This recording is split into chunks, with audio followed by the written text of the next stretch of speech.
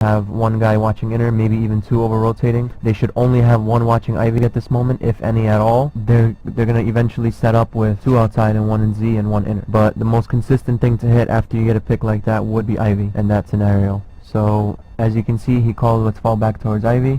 They end up creeping out, walking towards Ivy, and Storm was spotting it.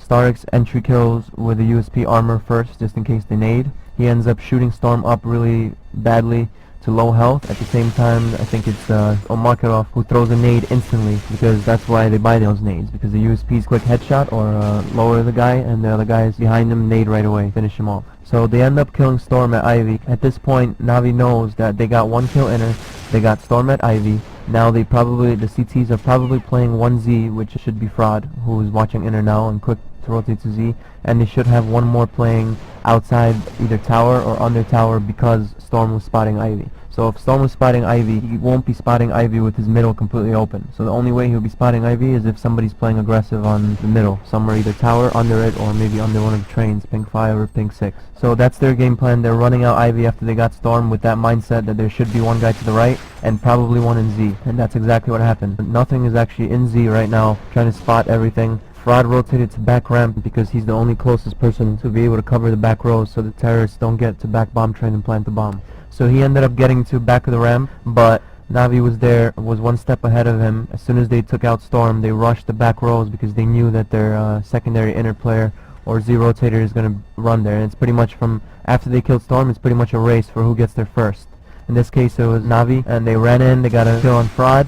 At the same time, Zeus, who was one of the initial guys who went inner first, fell back, and instead of all 5 guys going Ivy, he wanted to be their eyes around the middle. Because if you send 5 guys one way towards Ivy, you always have that mindset that they could flank you or that you don't know where they could be. But if you just break it apart into 4 guys one way and 1 guy the other, you could tell that that one guy can be your eyes and tell you what's going on the other side. So in this instance, it happened to be Zeus who came out middle. He cleared out the close E-box areas, ping 5s, all that, and he knew right away that there should be one guy Z. He grabbed that guy's attention, didn't let the Z guy feel comfortable to push out, which was a good job by him, but he was a little bit unaware of the fact that there could have been one tower, especially since they got the Ivy guy peeking down. So I feel like he should have been a little bit more aware that there could be a guy tower, but I guess it didn't really matter much anyway since the tower guy's hiding, since his Ivy guy died and the Z guy is getting shot at. As soon as they took out Fraud in the back rows, they ran to the back of bomb train, planted the bomb right away, and instead of pushing out towards the middle area of the map, the outside area, they took over the CT ramp because now it's 2 vs 4 with Nothing and GFN left. GFN was hiding tower, not giving away his spot, and Nothing was playing in Z. Once Zeus spotted Nothing in Z, he played the back of 5 a little bit safer, but ended up giving Jordan a chance to kill him by, I guess, challenging him a little bit. A little something that really made Navi win this round, or that shows that Navi knows how to come out Ivy together the right way, is when you see them come out, you see how 3 guys rush out towards the back row and back bomb train, not all 4. The last guy, which happens to be C9, ended up just staying by the Ivy and just covering the right side for anyone to flank them, which makes the team feel comfortable that nobody's going to come behind them and kill them from behind. So he kind of just stuck to covering the right side, grabbing the Z guy's attention, making him feel a little bit nervous not to peek out, but he was also unaware that there could be a guy tower, and Good For Nothing did a good job of hiding and then doing his best to, once they thought everything's clear, to getting a kill. Sometimes teams will even allow you to get 2 kills from tower like that, but Navi didn't let that happen. Again, organized little collective pistol rounds like this, they don't work right from the start. It's something that you kind of need to get down. You need to have a formula of taking things, like either it's Ivy or inner or wherever they decide to go. There's formulas always, you know, like first guy entry killing, second guy playing off him, covering him, third guy doing the same. If there's 4, the 4th guy watches their back. All these type of collective passive pistol rounds where you find out information and then just call a strat. It's all based on being on the same page, on what to do, how to react to certain scenarios, to keep in mind where the CTs are playing, and if one's playing here, most likely the other one's playing there. Like for example, if Lerpus is playing close inner on the pistol round, that means that there's one playing Z most likely, or there could even be one hiding it up. You have to be aware of things like that and talk about it with your team to make sure you're on the same page when that happens, what to be aware of and who's doing what. And that takes a lot of practice, a lot of talking with one another, and teams who have the chance to be able to either live together or talk to one another a lot or just put in that work during boot camps or whenever you can, they end up being very successful, and it turns out to be like almost like a movie for them when they're playing. They're playing the round, things are happening just like they talked about, so they all know how to react to it already, and it gives them confidence because one teammate, instead of making sure that the other guy knows, he's already confident that his teammate knows how to react, and so does his teammate on his right. So everybody on his team knows how to react, and it just gives you that confidence to just focus on your own game and play using your individual skill and sticking to the game plan and the formula and just being on the same page as a team. Unlike teams who are unorganized, teams who don't have chemistry, they get nervous, they start saying, oh, what if my teammate doesn't know this, I need to make sure he's doing this right, especially leaders, and that's why leaders tend to be on the bottom sometimes, because they're too busy focused on everyone and making sure everyone's doing a good job, instead of focusing on their own game and just using their own skill. But then again, when team's fully organized and has everything prepared and on the same page, that's when the leaders usually stand out and frag hard, because then they're playing their games and they're just like another player in the team. Alright, now I'm gonna talk about what I think went wrong for EG this pistol round and what I think they did and how they could have stopped this strat. First thing, just from seeing what I saw before, I would say that when Lurpus is playing a spot like that, he shouldn't commit to giving the terrorist a shot. He should just spot it, maybe jiggle peek, and have a fallback plan so he can spot them, then fall back to a spot and have his teammate Fraud rotate from Z and cover his lower, so then at least he has backup and they can stay alive and play with the team till he take the round. This round he gave him kind of a free kill by really committing to trying to kill the first guy peeking down that lower ramp or walking into that brown hallway. That's one thing. Fraud did a good job at spotting Z, making sure that GFN can get tower, just pretty much escorting him, making sure that everything's quiet down, no rushes are going on or anything crazy like that. And once Lurpus died, he did a good job of rotating, watching the lower ramp first, then going towards upper and being aware that they could now, at this point, they have enough time to be able to sneak out upper and might be sneaking through. He did everything he can that round to be able to still win the round, even after being down a number. Once they called Ivy and inner was clear, he cleared out inner and then rotated to CT ramp as fast as he can to be able to secure the back rows, but he got there a second or two too late, and Navi was a little bit more prepared and one step ahead of him and had three guys waiting for him to run up. So nothing really that he could have done about that round. As you move on Storm, you can see he's just doing the regular spotting Ivy. Again, I feel like Storm did the same thing as Lurpus. Instead of just spotting and falling back to a more passive angle, he kind of spotted it and tried to commit to fighting one, not being aware that Navi, especially Navi, is a team who likes to buy nades and always has nades primed ready to nade as soon as their first guy shoots. So that's exactly what happened to him. He's spotting it, and then first guy jumps across, and instead of him falling back, he actually pulled out his nade and continued staying there to even fight him. That was not good. He committed to fighting him, and that's why he got caught with that nade as he was trying to run away. And because he got caught with that nade, they ran so fast to the back, they took advantage of getting him and got there way before Fraud could even rotate. How the round should have looked like was Storm should have spotted one Ivy and fell back to the post area, and then once he heard footsteps and them rushing, either delay flash them or fall back to the bomb train, at the same time calling Ivy rush or calling some Ivy for Fraud to rotate to the back ramp, so now they have two guys covering those back rows and nobody dying, nobody getting picked off. That would give a chance. As you saw Jordan ended up getting a kill on Zeus and GFN getting a kill on C9. Same things would have happened. Jordan would have ended up getting a kill on Zeus the same way, unless Zeus would have played that differently, I don't know, but if Jordan got that same kill on Zeus and GFN killed C9, most likely Fraud and Storm would have been able to kill one or kill two in the back rows and be a little bit more set up for them if they just fell back instead of committing and fighting people 1 versus 1. And the whole round would have looked differently. If Lurpus played that smart too and inner and didn't commit to fighting that guy and stayed alive, he could have possibly flanked ladder, or maybe Navi wouldn't have done that Ivy strat. Because the way I see it is, Navi probably has a certain game plan where if they get a pick somewhere on the map, they like to go towards Ivy, especially on pistol rounds. I could be wrong, but that's probably one thing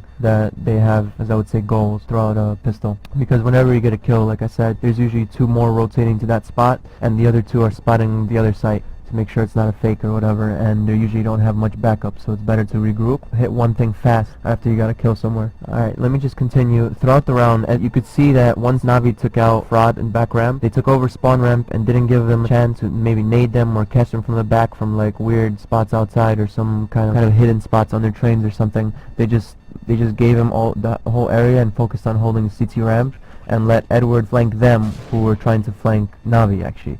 it's a little confusing, but if you see, Jordan was playing in Z. Once he got Zeus, he pushed out because he knew the Na'Vi planted back a bomb train, and so did GFN. They both pushed up towards the bomb train, and Edward knew that there's one guy Z and one guy Tower, and they're gonna move towards the bomb train now, so they're not gonna be covering their own backs now, because they think that their backs are clear, since they got the main guys who were covering their backs. So they moved up towards the bomb train, Edward ran around to flank them now from Z and ended up killing Jordan from behind, and then GFN was just stuck. He had nothing really he could have done. He had two guys on the ramp waiting for him.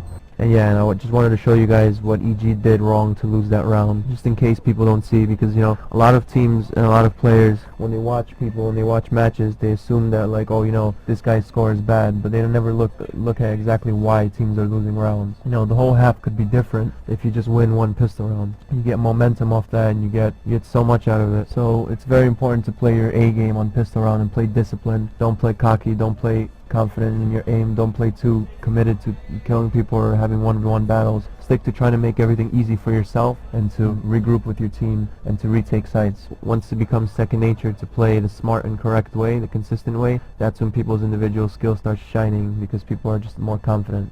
Hope you guys learned maybe a different way to look at Counter-Strike, or a different way to approach it. Approach mid-game, approach like learning from your mistakes in demos. A lot of teams and a lot of players don't do that, but you can get all your answers out of demos. That's why there's teams who come from third world countries who don't have a chance to scrim against good teams and still pull upsets and still beat good teams.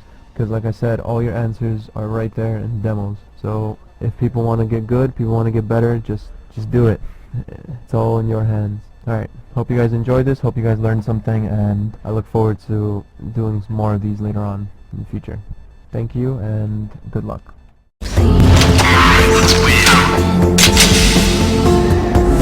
Hey guys, this is Zeno from Winout.net. Today I'm going to show you the analysis of a pistol round between EG and Na'Vi on DE Train from Arbolé Cup Dallas 2010. It was a best of 3 series, but this is just one map on DE Train and the pistol round. I'm going to explain what Na'Vi did to win this round, their thought process, how it worked out for them, and what EG could have done to make it easy for themselves to actually win this round. So it starts off with Na'Vi doing a similar pistol buy, the same way they usually do on most maps. They drop a couple of USPs. In this particular instance, it turns out to be Edward with USP armor, Starix with USP armor, Zeus with USP flash, and Markelov and C9 with Glock, no armor, and a nade. They start off doing a regular hold pistol round just in case CTs decide to do any kind of aggressive push, or maybe push Ivy or push inner or something like that. Very consistent pistol, because you never want to do something right off the bat, some kind of straight action type of pistol round, because you don't know what the CTs are capable of doing or what they're going to do that round. So it's better to secure all the entry points and make sure the CTs are playing honest and not doing anything out of the ordinary before you decide what you want to do. Basically find out information. That was their goal in this round, and as you can see, they have all exits covered. Zeus and Edward end up going towards white walls to clear out any kind of inner pushes and to make sure nobody's playing aggressive in brown hall's inner. So they clear that out. Zeus is aware of, if you watch him entry killing, you can see he's aware of the close brown hall's close steps in white walls, any CTs playing in little close angles like that, or even up lower ramp, the little close angle. He's aware of that one too. He clears that out, and finally he jiggle peeks to lower and ends up killing Lurpus, who's playing aggressive and trying to spot quick inner pistol. So once they got that kill, instead of rushing in and doing something, they obviously fall back and use the number to their advantage. Now it's a 5 vs 4, and they're going to try to play smart and let EG regroup and play inner now. So they end up having less guys outside, and they have a chance to do whatever they want. And don't give EG a chance to even it up by just running into inner after getting that kill and doing something inconsistent or random with just 2 guys. So it's a good job by Na'Vi after getting that kill to fall back. Very smart, very collective, and in control, I would say. Now let me move on to the other side of the map. They have Starix with a USP and armor holding the Ivy push. As you can see, he doesn't run up towards Ivy because there's a chance CTs can push it or have a little pop flash setup and CTs push out, or even nade the end of it. It's not worth losing HP when you can just play it from a little further back, because again, their goal was not to take over Ivy or make a presence there. Their goal was just to lock down all pushes and first find out and make sure CTs are playing honest. As you can see, C9 kind of just is support, ready to back up at any kind of Ivy push or inner or mid push. Markelov was holding the middle, making sure nobody pushes up towards the middle. Once they got that first initial pick, Markelov rotated towards inner by instinct. I guess maybe that's their main formula, to sometimes either fake inner or do something like that. But you could see him fall back to inner and then quickly come back towards Ivy, because I'm guessing this is where Zeus actually called the strat. He said, okay, we just gotta kill on Lerpus inner. Most likely they're gonna have one guy watching inner, maybe even two over rotating. They should only have one watching Ivy at this moment, if any at all. They're gonna eventually set up with two outside and one in Z and one inner. But the most consistent thing to hit after you get a pick like that would be Ivy in that scenario. So as you can see, he called let's fall back towards Ivy. They end up creeping out, walking towards Ivy, and Storm was spotting it. Starix entry kills with the USP armor first, just in case they nade. He ends up shooting Storm up really badly to low health. At the same time, I think it's